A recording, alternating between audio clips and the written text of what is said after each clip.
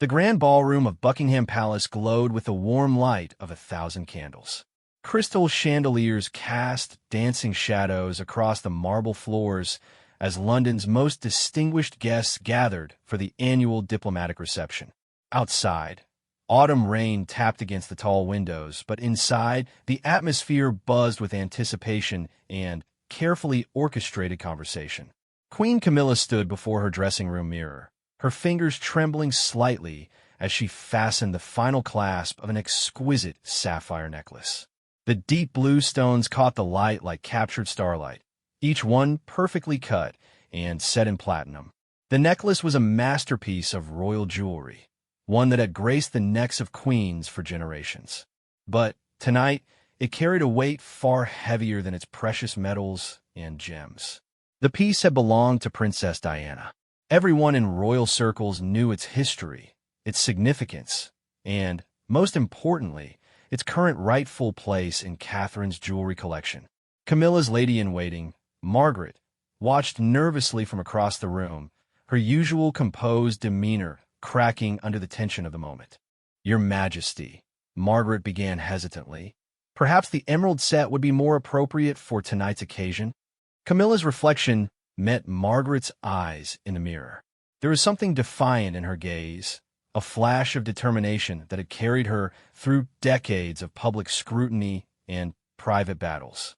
She had fought for her place in this family, endured years of comparison to a beloved princess who had died too young, and weathered storms that would have broken lesser spirits.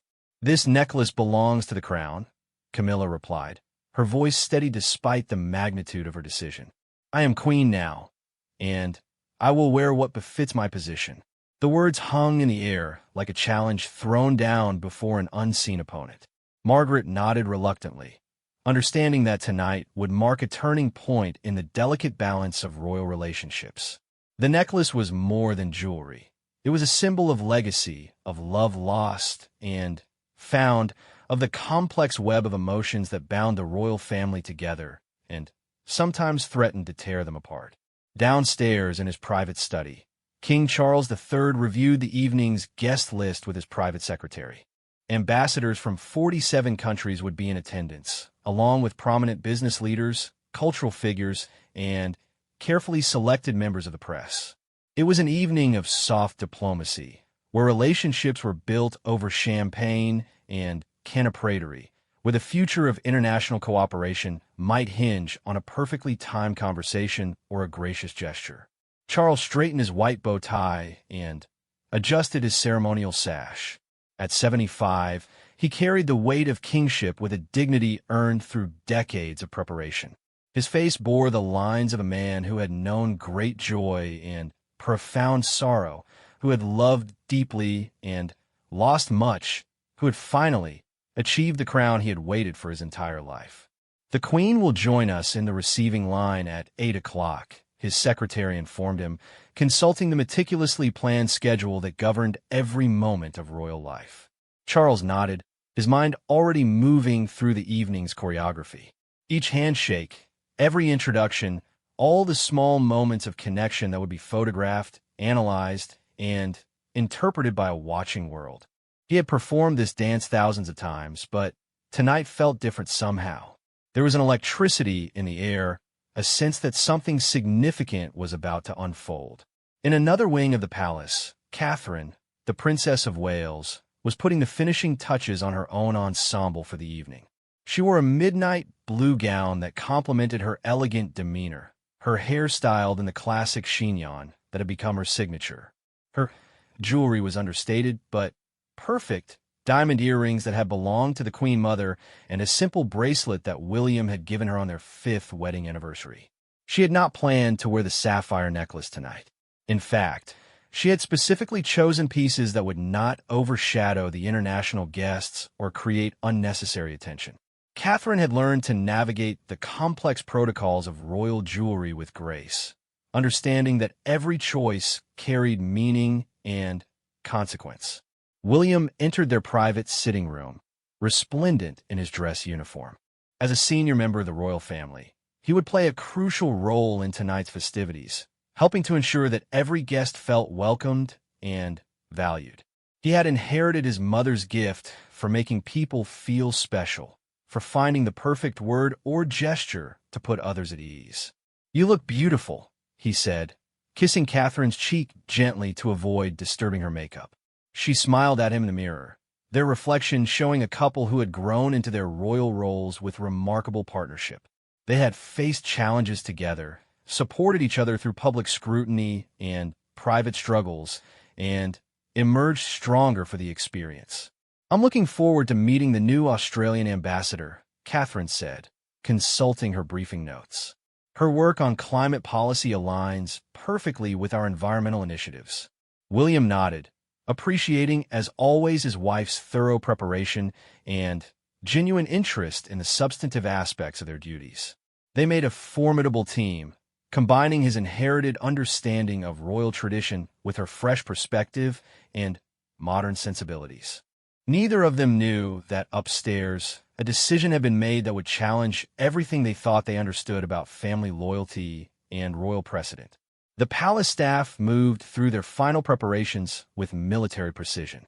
Flowers had been arranged and rearranged until they achieved perfect symmetry.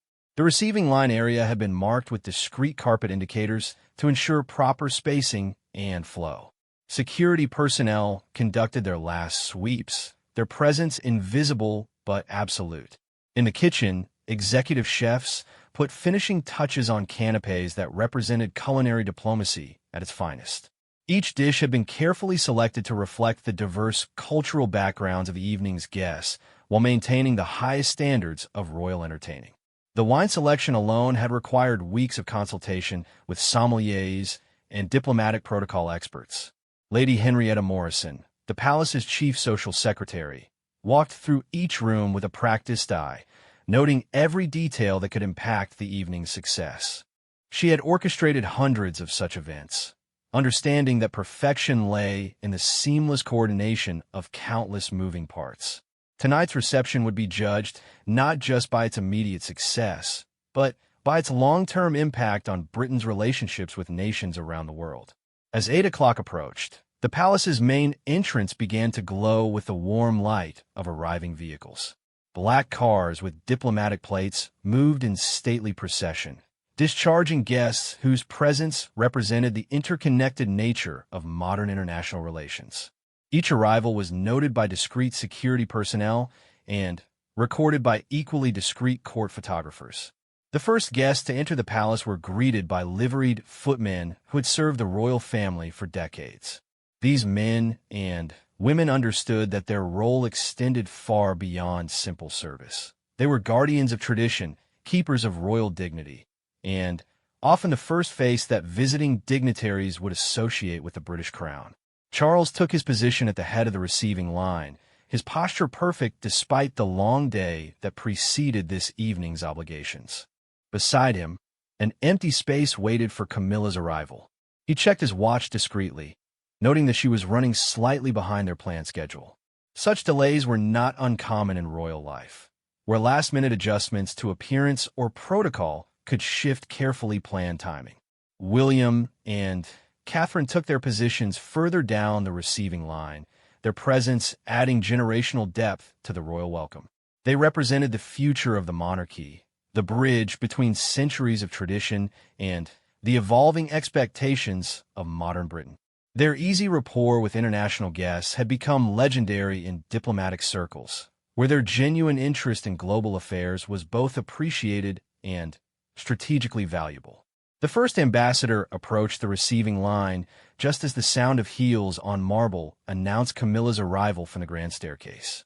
Charles turned to welcome his wife, his smile warm and automatic after years of shared public appearances.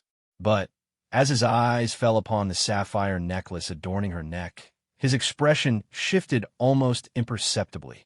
Recognition hit him like a physical blow. The necklace was unmistakable. Its unique setting, the particular arrangement of stones, the way it caught and reflected light. He had seen it countless times around Diana's neck during the years of their marriage. He had watched her wear it to state dinners, charity galas, and intimate family celebrations. Most painfully, He remembered how beautiful she had looked wearing it in some of their final photographs together, before their marriage crumbled under the weight of incompatibility and public expectation. For a moment that felt like eternity, Charles found himself transported back decades to a time when the future had seemed so different, when love and duty had pulled him in directions that ultimately proved impossible to reconcile. The necklace was more than jewelry. It was a repository of memory, of roads not taken, of a young woman who had died too soon and too tragically. But Charles was also a king, trained from birth to master his emotions in public moments.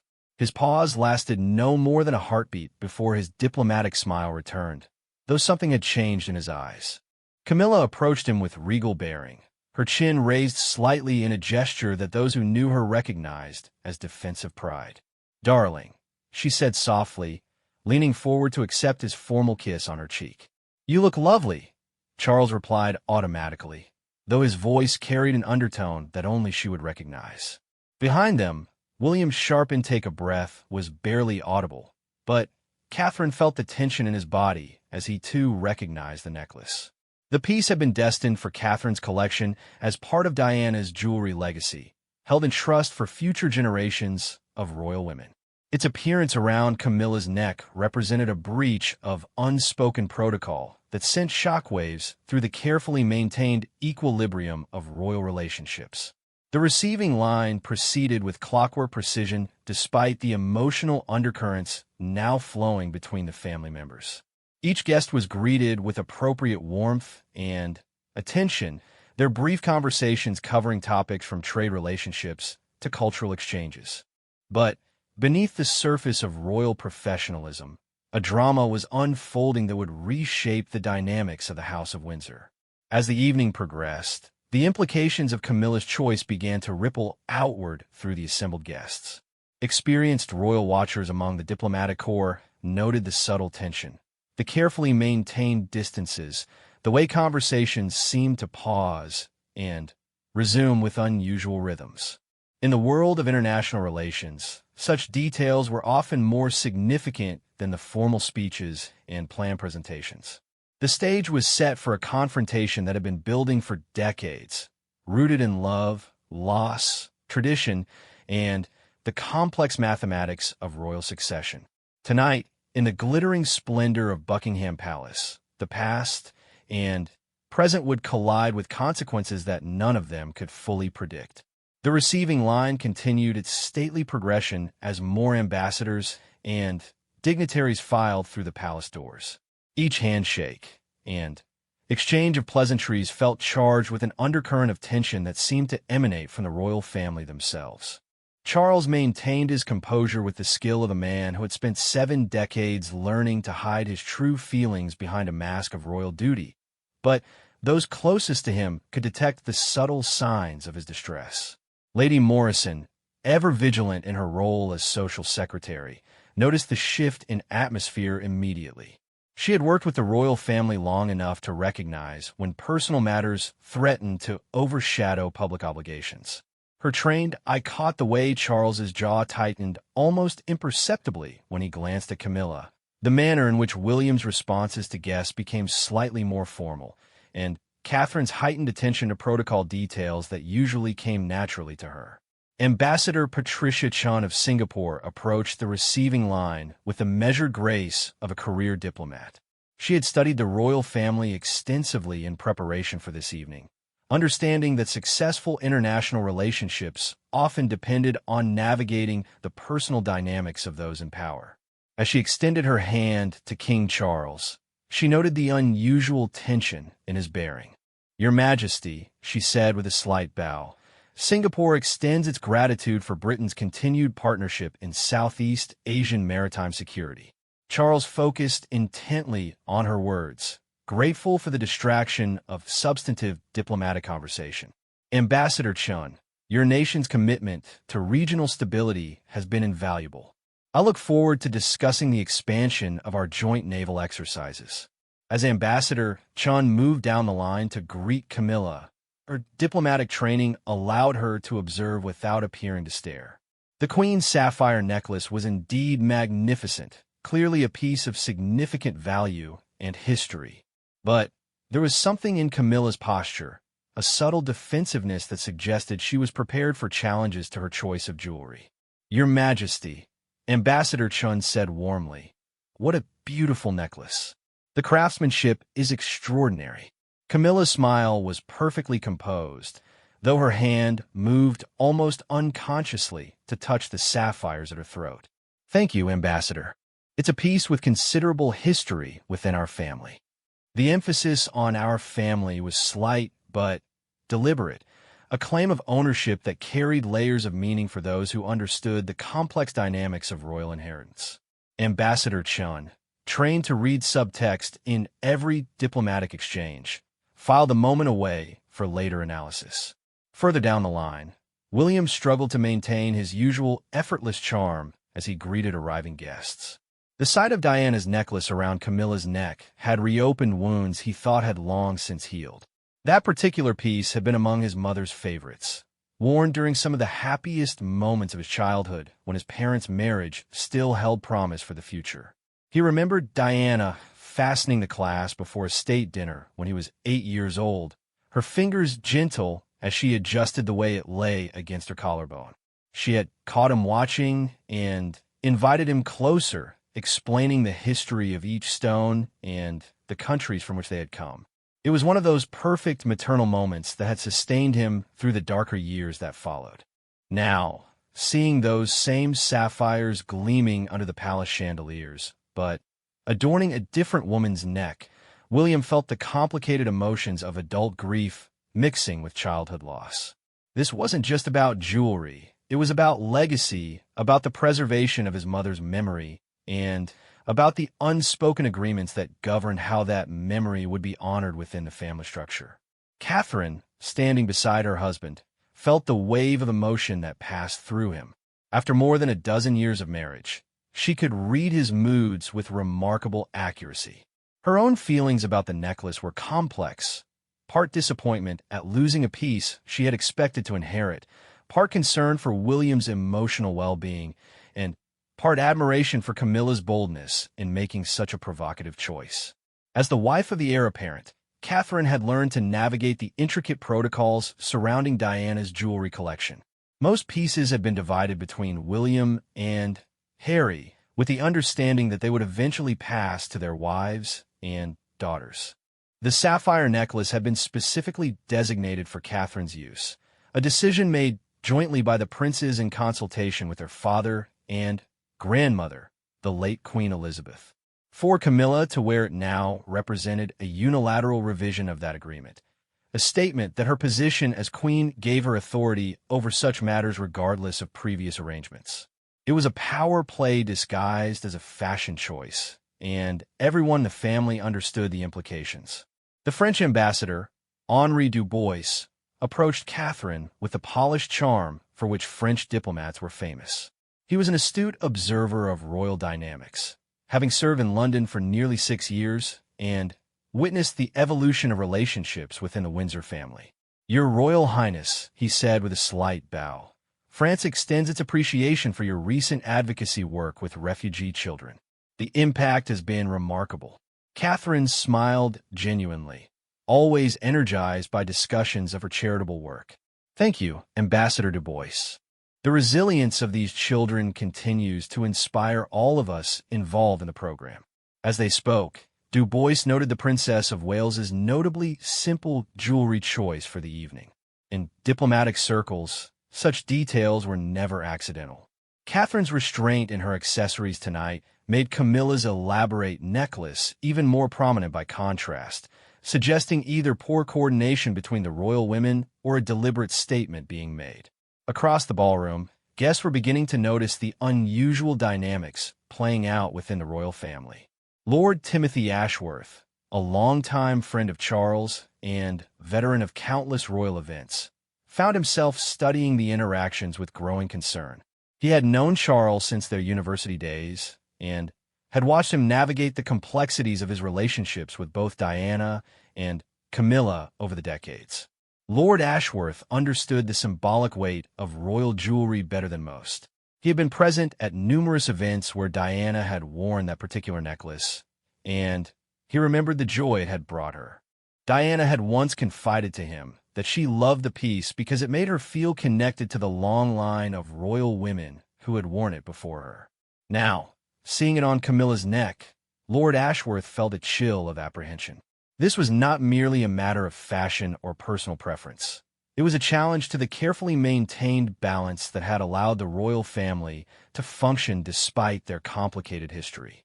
As the receiving line finally concluded, the royal family moved into the main ballroom for the evening's formal festivities. The room had been transformed into a vision of diplomatic elegance, with flowers and decorations representing the nations of the Commonwealth and Britain's key allies. Tables had been arranged to encourage mingling between guests from different countries and backgrounds, reflecting the evening's purpose of fostering international cooperation. Charles positioned himself near the center of the room, accepting the congratulations and well wishes of assembled dignitaries.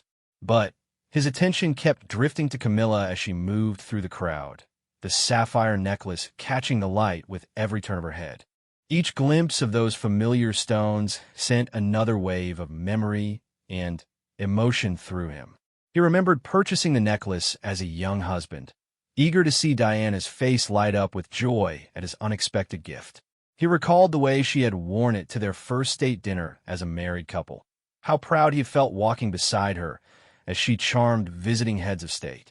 Most painfully, he remembered the last time he had seen her wear it, during a tense family gathering where their marriage was already fracturing beyond repair. The necklace had become a symbol of everything he had lost and everything he had been unable to preserve. Seeing it now, recontextualized around Camilla's neck, felt like a revision of history that he wasn't sure he could accept. Meanwhile, William and Catherine moved through their own circle of guests, maintaining their professional demeanor despite the personal turmoil brewing beneath the surface. William's military training had taught him to compartmentalize emotions during critical operations, and he drew on those skills now to keep his diplomatic obligations on track. But Catherine could see the cost of that emotional control. She had watched William work through his grief over Diana's death, had supported him through the process of learning to honor his mother's memory while building a life with another woman. Tonight's events threatened to undo years of careful healing. The evening's first formal speech was delivered by the Foreign Secretary, who spoke eloquently about Britain's commitment to international cooperation and the importance of personal relationships in diplomacy. As he spoke, cameras discreetly captured the royal family's responses, their images destined for newspapers and websites around the world.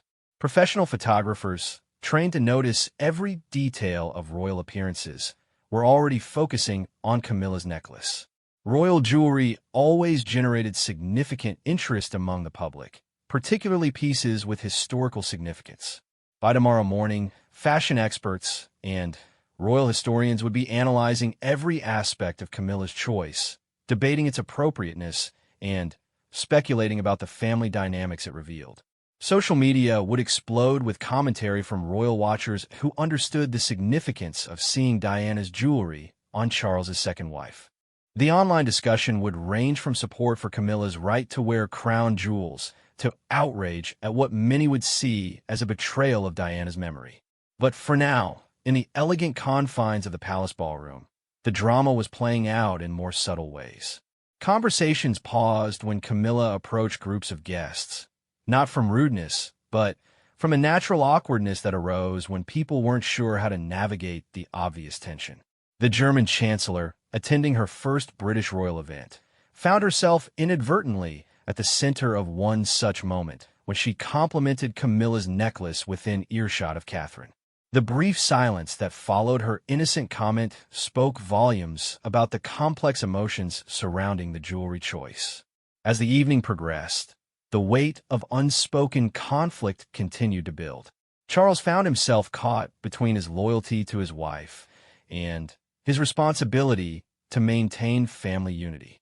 Camilla, for her part, seemed determined to hold her ground, her bearing suggesting that she had anticipated the controversy and chosen to proceed anyway.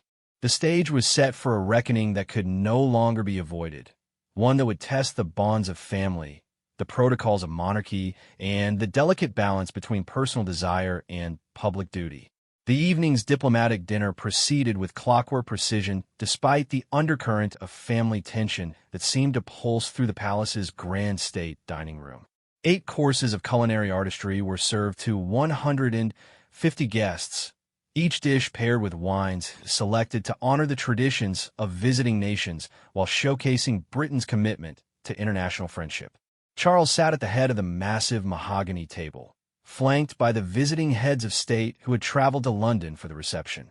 To his right sat President Maria Santos of Brazil, a woman whose reputation for directness and political acumen had earned respect across the international community. To his left, Prime Minister James Mackenzie of New Zealand engaged him in conversation about climate change initiatives in the Pacific. But even as Charles maintained his diplomatic focus, his eyes kept finding their way to Camilla, seated further down the table between the Japanese ambassador and the Canadian High Commissioner. Each time he glimpsed the sapphire necklace, another memory surfaced unbidden. Diana laughing as she struggled with the clasp before a charity gala. Diana's reflection in their bedroom mirror as she adjusted the necklace before meeting visiting royalty. Diana's tears the last time she wore it, during one of their final public appearances as a married couple. President Santos, observant as befitted her position, noticed the king's occasional distraction. She had built her political career on reading people and situations, understanding that power often lay in the spaces between words rather than in formal declarations. The tension at tonight's royal table was palpable to someone with her experience. "Your Majesty," she said quietly during a lull in the broader conversation, "family dynamics can be challenging even for those of us in public life." Charles turned to her with surprise, not expecting such direct acknowledgement of the obvious strain. Brazilian culture valued family above all else, but it also embraced emotional honesty in ways that British royal protocol typically discouraged. "Indeed," Charles replied carefully, "the balance between personal relationships and public responsibility requires constant attention." President Santos nodded knowingly. She had navigated her own share of family complications during her rise to power, understanding how personal conflicts could impact professional effectiveness. "In my experience, unaddressed issues tend to grow larger rather than smaller with time." Her words carried the weight of hard-earned wisdom, and Charles found himself considering their implications. The situation with the necklace was clearly not going to resolve itself through royal silence and diplomatic avoidance. At some point, a conversation would be necessary, one that could either heal the growing rift or deepen it irreparably. Meanwhile, at her end of the table, Camilla was conducting her own complex diplomatic dance. The Japanese ambassador, Hiroshi Tanaka, was known for his appreciation of art and historical artifacts. His compliments about her necklace were genuine, rooted in an aesthetic appreciation for the craftsmanship and design. "The setting is remarkably sophisticated," Ambassador Tanaka observed, his trained eye noting the precision with which each sapphire had been placed. "Such pieces represent the pinnacle of jewelry artistry." "It has been in the family for many years," Camilla replied, her choice of words careful, but loaded with meaning. The phrase "in the family" could be interpreted multiple ways, and she left the interpretation to her listeners. The Canadian High Commissioner, Eleanor Morrison, was less diplomatically inclined to avoid the obvious subtext. Having served in London for 3 years, she was well-versed in royal dynamics and the significance of jewelry choices within the House of Windsor. "I believe Princess Diana wore that piece quite frequently," High Commissioner Morrison said with the directness that characterized Canadian diplomacy. Camilla's smile remained perfectly composed, though those who knew her well might have detected the slight tightening around her eyes that indicated carefully controlled tension. "Yes, it was among her collection. Now it serves the crown in my capacity as queen." The statement was technically correct, but emotionally provocative.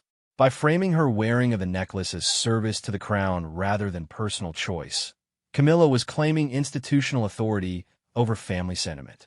It was a position that was legally defensible but relationally inflammatory. Further down the table, William was engaged in conversation with the Irish president and the Swedish prime minister about environmental protection initiatives. His ability to discuss complex policy matters while managing personal turmoil demonstrated the royal training that had been instilled in him since childhood. But Catherine, seated across from him, could see the effort it required. During the fish course, served with a delicate white wine that had been chosen to complement both the meal and the evening's diplomatic objectives, Catherine found herself in conversation with Dr. Amara Okafor, Nigeria's education minister. Dr. Okafor was a woman of remarkable intelligence and insight whose perspective on family and tradition carried particular weight given her background in anthropology. "Your Royal Highness, Dr. Okafor said thoughtfully, in my culture, we believe that objects carry the spirit of those who possess them before us. Sometimes this creates harmony, sometimes conflict." Catherine appreciated the minister's indirect way of addressing the evening's obvious tension. "That's a fascinating perspective. How do you typically resolve such conflicts?" "Through conversation and acknowledgement," Dr. Okafor replied. "Ignoring the spirit of an object rarely brings peace to those who must live with its presence." The wisdom in her words was not lost on Catherine, who had been struggling with her own complex emotions about the necklace throughout the evening. Part of her felt genuine anger at what seemed like a betrayal of trust and protocol. Another part recognized Camilla's difficult position as a stepmother trying to establish her own place within a family structure that had not always welcomed her presence. As the evening progressed through its carefully orchestrated courses, the international guests began to sense that they were witnessing something more significant than a routine diplomatic gathering. Experienced ambassadors and heads of state understood that royal family dynamics often reflected broader issues of governance, tradition, and social change. The German Chancellor, Angela Hoffmann, had attended numerous international events where personal relationships between leaders impacted substantive policy discussions. She noted how the evening's tension seemed to be affecting the usual easy rapport between Charles and his family members. During the meat course, accompanied by a robust red wine from the royal cellars, Chancellor Hoffmann engaged Charles in conversation about European trade relationships. But she also observed how his attention continued to drift toward the family dynamics playing out around the table. "Consistency in leadership often requires difficult personal decisions," she remarked, her comment ambiguous enough to apply to either international relations or family management. Charles appreciated her diplomatic discretion while understanding her underlying message. The situation with the necklace was becoming a leadership test, one that would demonstrate his ability to balance competing loyalties and manage conflict within his own household. As dessert was served, a magnificent creation that honored both British culinary tradition and international influences, the evening's formal proceedings began to wind down. Soon the guests would move to the reception rooms for coffee and continued conversation, creating opportunities for more intimate diplomatic exchanges. But the prospect of less structured social interaction also meant greater opportunities for the family tension to become more apparent to observant guests. The receiving line and formal dinner had provided rigid protocols that helped mask personal conflicts. The reception period would require more improvisation and could expose the rifts that were clearly developing. Lord Ashworth, seated at one of the secondary tables, found himself in conversation with several longtime royal watchers among the diplomatic corps. These were individuals who had observed the House of Windsor through multiple generations of challenge and change, from Diana's death through Charles's marriage to Camilla, from various scandals to moments of triumph. "There's something different about tonight," observed the Australian High Commissioner, a woman who had attended dozens of similar events over her 8-year tenure in London. The family dynamics seemed more strained than usual. Lord Ashworth nodded gravely. "Some wounds never fully heal, merely scar over. Sometimes it takes very little to reopen them." His words proved prophetic as the evening moved toward its next phase. The formal dinner was concluding, but the real drama was just beginning. Soon Charles would have to decide whether to address the necklace situation directly or allow it to fester beneath the surface of future family interactions. Camilla, for her part, showed no signs of backing down from her position. If anything, her bearing suggested that she viewed the evening as a successful assertion of her royal prerogatives. She had worn Diana's necklace to a major state event and carried herself with the dignity of a queen throughout the proceedings. But across the table, William's expression suggested that he viewed the evening quite differently. The sight of his mother's jewelry adorning his stepmother's neck had stirred emotions that he had worked years to process and integrate. Now those feelings threatened to overflow the careful boundaries he had constructed around his grief and his relationship with his father's second wife. Catherine, ever the diplomat, was already thinking ahead to the conversations that would be necessary to address the evening's events. Someone would need to bridge the gap between Charles's conflicted loyalties and William's wounded feelings. Someone would need to find a path forward that honored Diana's memory while acknowledging Camilla's legitimate place in the family structure. As the last wine glasses were cleared and guests prepared to move to the reception rooms, the stage was set for the evening's most challenging phase. The formal protocols that had contained the family tension during dinner would give way to more fluid social interaction, creating opportunities for either reconciliation or deeper conflict. The choices made in the next few hours would determine not just the outcome of this particular evening, but the future dynamics of a royal family still learning to balance love, loss, tradition, and change in the glare of international attention. The reception rooms of Buckingham Palace hummed with the sophisticated chatter of international diplomacy as guests moved from the formal dining room into spaces designed for more intimate conversation. Crystal glasses clinked softly as palace staff served coffee, cognac, and liqueurs to ambassadors and dignitaries who had traveled from across the globe for this carefully orchestrated evening of relationship building. Charles found himself at the center of a small group discussing renewable energy initiatives, but his attention kept fragmenting as he caught glimpses of Camilla moving through other clusters of guests. Each time the light caught the sapphire necklace, he felt another wave of the complex emotions that had been building throughout the evening. The weight of unfinished conversations and unresolved feelings pressed against his chest like a physical burden. President Santos of Brazil, who had noticed his distraction during dinner, approached him during a brief lull in the energy discussion. Her reputation for directness was well established in international circles, and she had decided that diplomatic niceties were less important than addressing the obvious tension that was affecting the evening's host. "Your Majesty," she said quietly, drawing him slightly away from the larger group. "In my experience, personal conflicts that are allowed to simmer in public settings rarely improve with time." Charles studied her face, recognizing the wisdom that had carried her to Brazil's highest office. She was offering him counsel that came from decades of navigating family expectations while serving in public roles that demanded constant performance. The complexities of family relationships become exponentially more challenging when played out in the public eye, Charles replied carefully. But they also become exponentially more damaging when left unaddressed, President Santos countered. "I've learned that sometimes the kindest thing we can do for our loved ones is to have difficult conversations in private rather than allowing them to fester in public."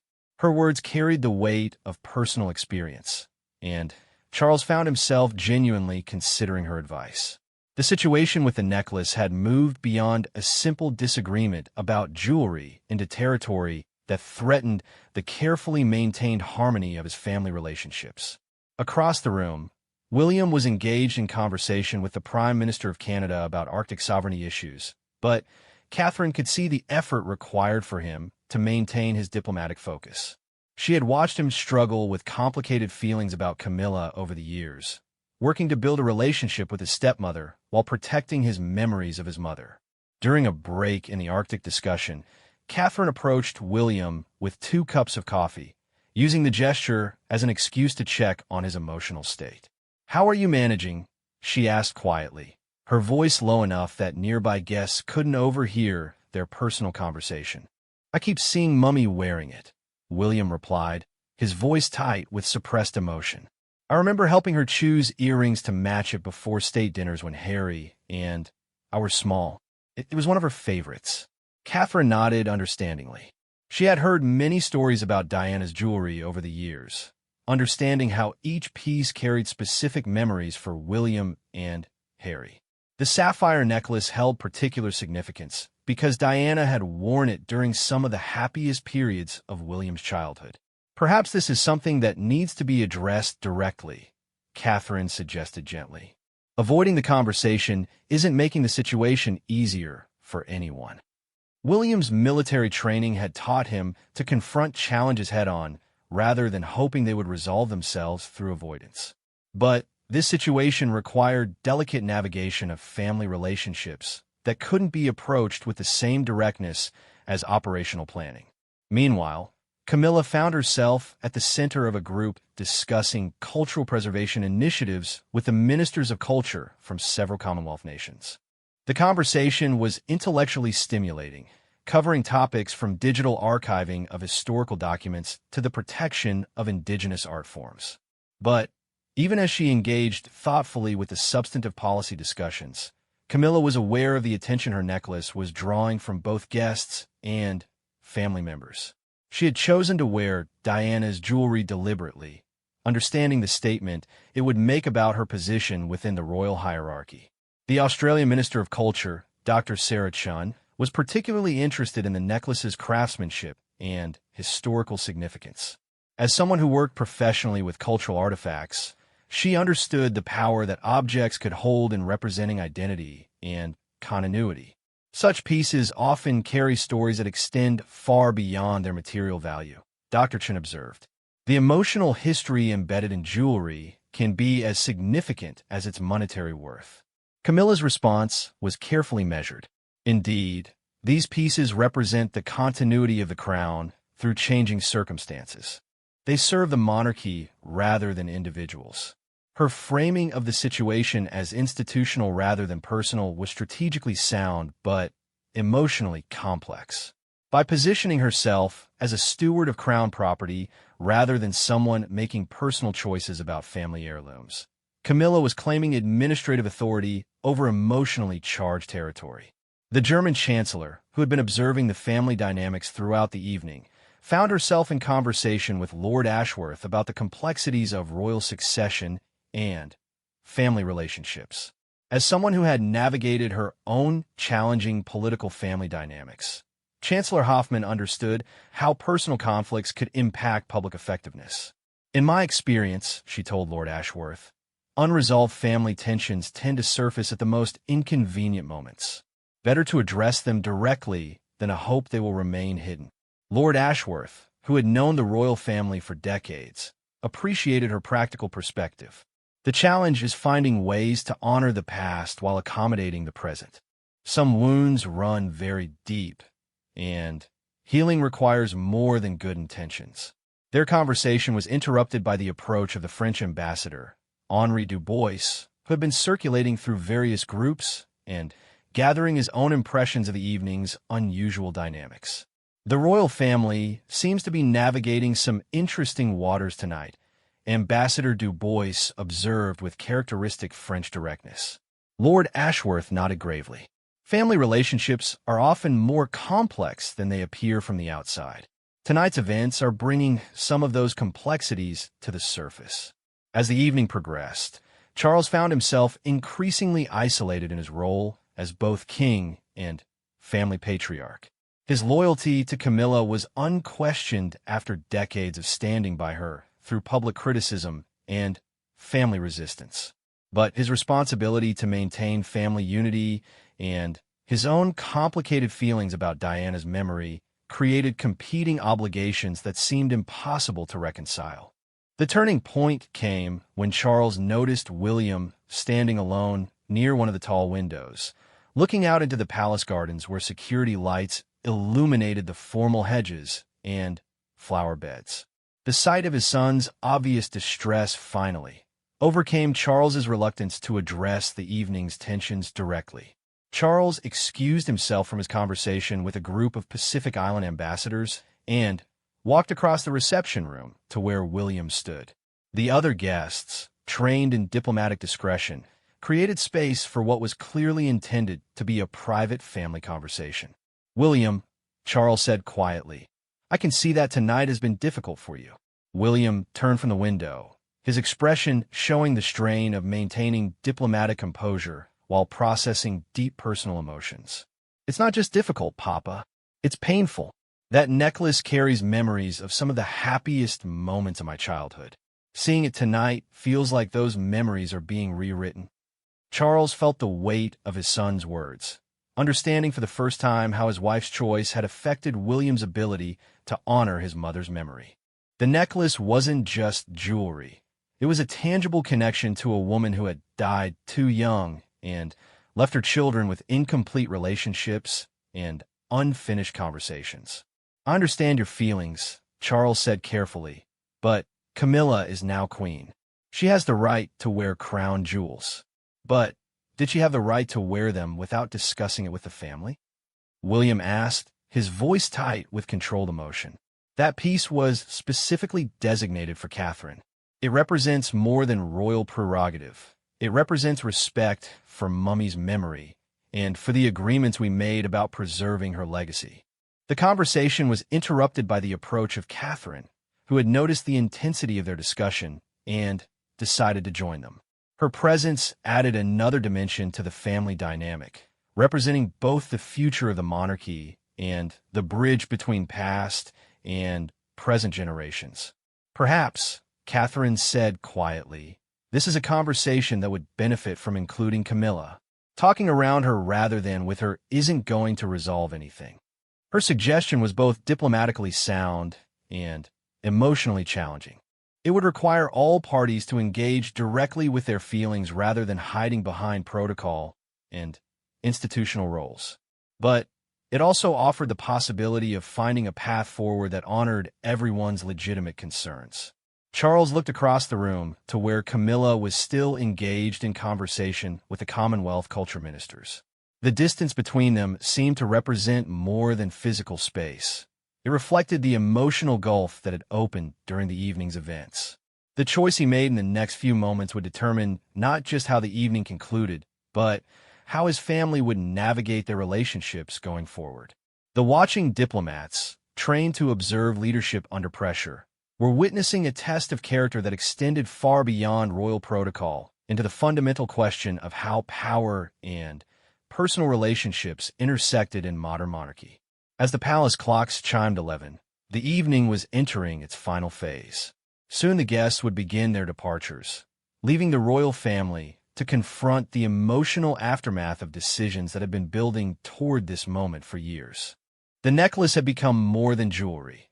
It was a symbol of everything unresolved in their complicated family dynamics, demanding a resolution that would either heal old wounds or create new ones. Charles took a deep breath and made his decision, walking across the reception room with the measured pace that characterized royal movement. He approached the group where Camilla was still discussing cultural preservation with the Commonwealth ministers. His arrival created a natural pause in their conversation, and the ministers, recognizing the family dynamics at play, gracefully excused themselves to engage with other guests. "Camilla," Charles said quietly, "I think we need to have a family discussion. William and Catherine are waiting by the windows." Camilla's expression showed that she had been expecting this moment since she fastened the necklace's clasp hours earlier. She had chosen to wear Diana's jewelry, knowing it would provoke exactly this kind of confrontation, understanding that some conversations could only be forced rather than invited.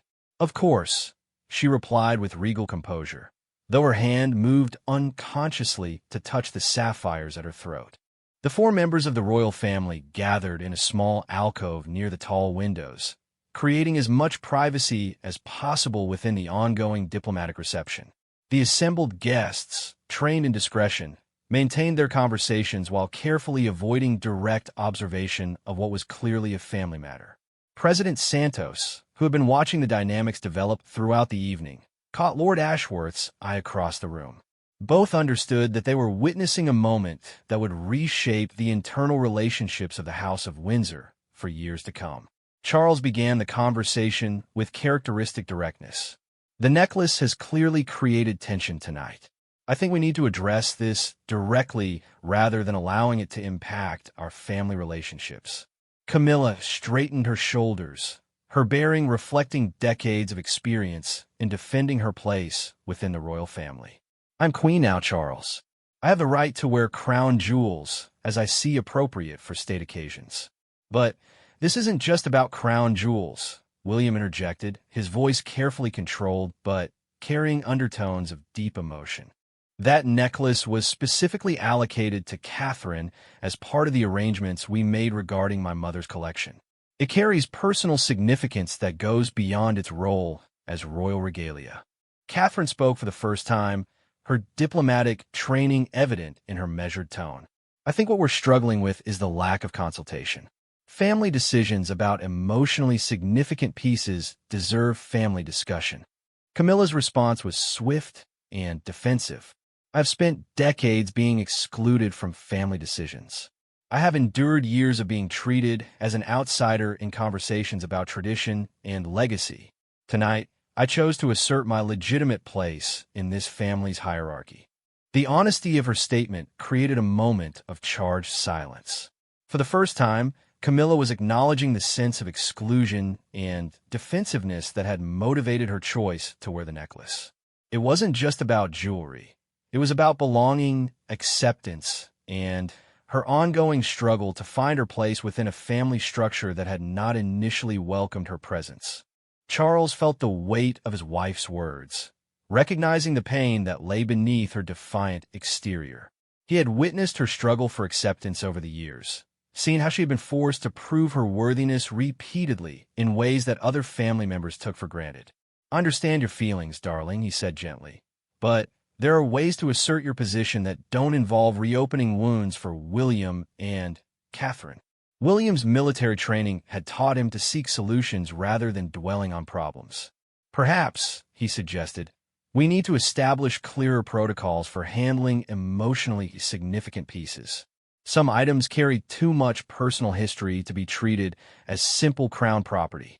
It was a diplomatic suggestion that offered face-saving opportunities for all parties.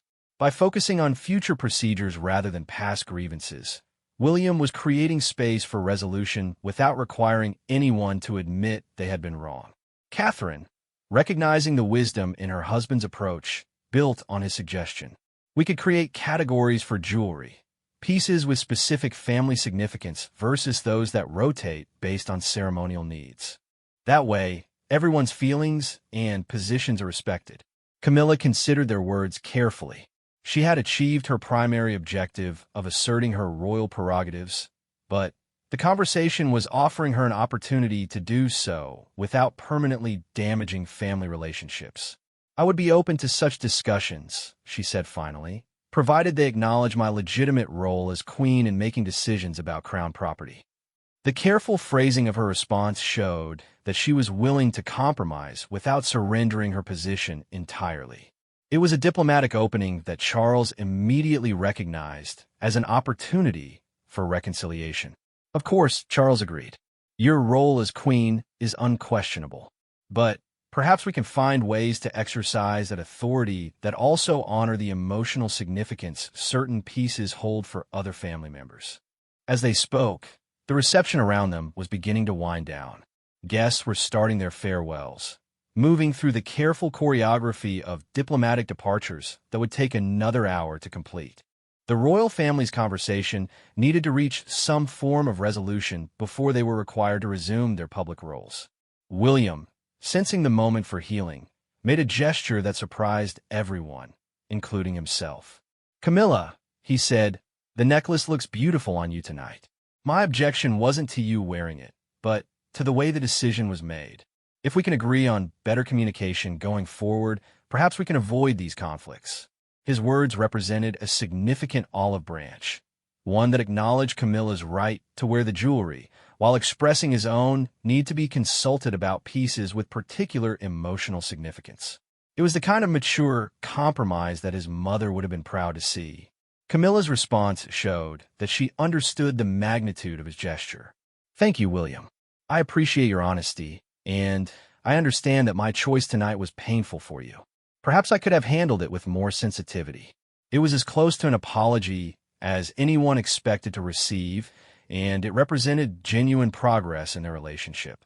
Catherine smiled for the first time since the evening began, recognizing that they had found a path forward that preserved everyone's dignity while addressing the underlying issues. Charles felt a wave of relief as he watched his family begin to heal the rift that had threatened to overshadow not just this evening, but their future relationships.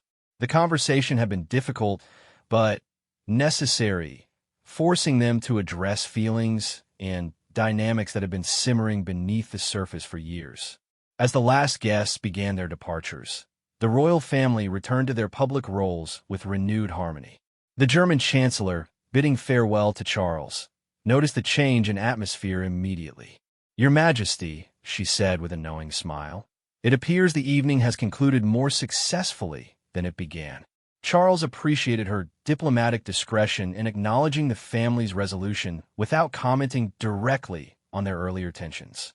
Sometimes the most challenging conversations lead to the most important breakthroughs. President Santos, saying her own farewells, offered final words of wisdom. "Your Majesty, the strength of any family lies not in avoiding conflict, but in resolving it with love and respect." As the palace doors closed behind the last departing guest, the four family members found themselves alone in the reception room for the first time all evening. The silence that followed was comfortable rather than tense, filled with the relief of having navigated successfully through difficult emotional territory. Camilla reached up to unfasten the sapphire necklace, her fingers working carefully with the intricate clasp. "William," she said quietly, "would you like me to return this to Catherine's collection?" William exchanged a look with his wife before responding. "Actually," Catherine said, "perhaps it should rotate between us for major state occasions. That way, it serves its ceremonial purpose while honoring both its history and its future." It was a solution that no one had anticipated, but that felt right to everyone involved. The necklace would continue to serve the crown while respecting the emotional needs of the family members who had loved the woman who wore it before. Charles felt a profound sense of gratitude as he watched his family find their way to genuine resolution. The evening had tested their relationships in ways that none of them had expected, but it had also demonstrated their capacity for growth, forgiveness, and love. As they prepared to retire for the evening, each carrying their own reflections on the night's events, they understood that they had not just resolved the conflict about jewelry. They had learned to navigate the complex intersection of personal relationships and public responsibilities that would define their family's future. The sapphire necklace, which had begun the evening as a symbol of division, had become instead a catalyst for honest communication and deeper understanding. In the end, it would be remembered not for the conflict it created, but for the healing it ultimately made possible. The palace settled into quiet as the royal family went their separate ways, each carrying new appreciation for the delicate balance required to maintain both personal relationships and public service. Tomorrow would bring new challenges and opportunities, but tonight had proven that love, honesty, and mutual respect could overcome even the most entrenched family conflicts. The necklace itself would rest in its velvet-lined case, ready to serve again when called upon, but now carrying the additional significance of having helped a family learn to communicate more openly about their deepest feelings. Sometimes the most beautiful outcomes emerge from the most difficult conversations, and tonight had proven that even royal families are not exempt from the universal need for understanding, forgiveness, and love.